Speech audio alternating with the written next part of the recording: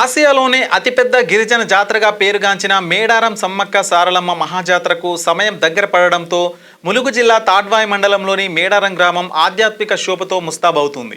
కోట్లాది మంది భక్తుల ఆరాధ్య దైవమైన వనదేవతల జాతర 4 రోజుల పాటు అశేష జనవాహినిలో ఘనంగా జరగనుండగా జనవరి 14న గుడి మెలిగే, జనవరి 21న మండ మెలిగే పండుగలతో ఆచారాలు ప్రారంభమయ్యాయి. జనవరి 27న పడిగిద్దరాజు జంపన్న మేడారానికి చేరుకోగా 28న సారలమ్మ గోవిందరాజులు గద్దెలపై కొలువుదీరనున్నారు.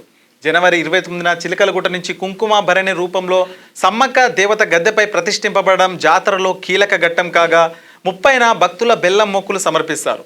జనవరి 31న దేవతల వన ప్రవేశంతో జాతర ముగియగా ఫిబ్రవరి 4న తిరుగువారం పండుగతో ఉత్సవాలు పూర్తవుతాయి. ఈ మహా జాతరకు భారీగా భక్తులు తరలి వస్తారని అంచనా వేసిన తెలంగాణ ప్రభుత్వం 100 కోట్ల రూపాయలకు పైగా నిధులతో క్యూ లైన్లు, జంపన్న వాగు, స్నానఘట్టాలు, ప్రత్యేక ఆర్టీసీ బస్సులు, వైద్య శిబిరాలు, విద్యుత్ సరఫరా, పారిశుద్ధ్య ఏర్పాట్లతో విస్తృత ఏర్పాట్లు చేపట్టింది.